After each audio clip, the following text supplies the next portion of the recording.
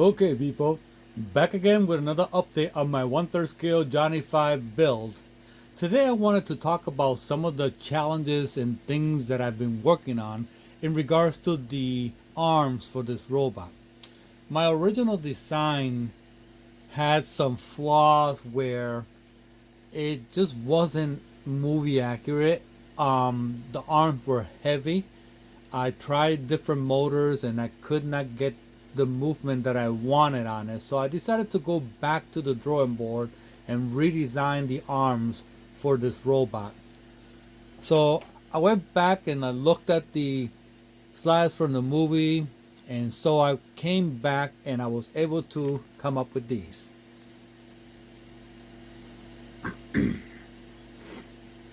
It took me quite a few days to get these done just right. I'm still doing some modifications to it as we go along. As you can tell, I got a bunch of pieces. Originally, I had made this mount so I can use, where is it? This type of motor. And at the moment, it was a great idea because it's small enough where you can just set it in there and mount the arm, and it looks like it belongs there. My problem is even this arm is so heavy that the motor is just not powerful enough to move it. So I went back to the drawing board yet again for the fourth time, and I just wanted to show you the steps that I took. The first design had an offset arm for the coupler, and that was intended for these motors. Again, great idea, but once you print it out and you try it out, then you discover that it's just not going to work because of the weight. And as many of you know, weight is our enemy in this type of build. Then I went back and tried this one. And again, great idea. The motor does move it, but I forgot that the center of the rod needs to be in the middle, and on the servo, it's in the corner. So that idea didn't work. Then I went back yet again and redesigned it, taking into consideration all of that. But then my problem is I had to make the part so big that it just didn't look the way it's supposed to. So I scratched the whole thing, went back and redesigned it again.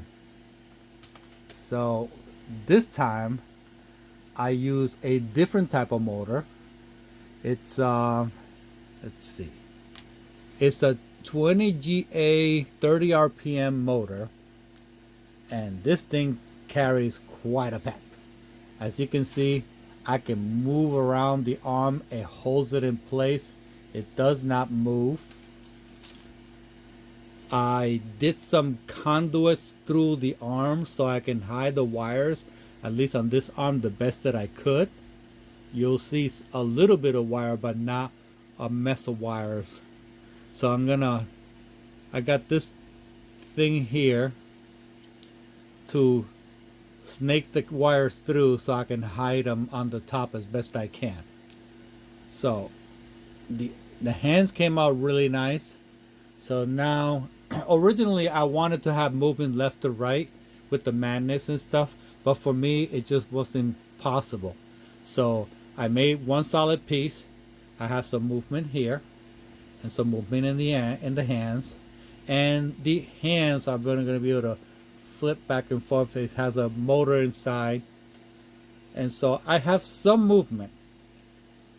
And then the other piece, this is gonna go like this, and it's gonna look proper. So Johnny 5 is almost done. I can't wait to show you the robot in action. I still got some things to do, but I wanted to give an update because I haven't been given an update for a while. I've been homesick, and today I felt well enough where I can actually work on this stuff and get a video out. This is the bracket that I designed for this large motor.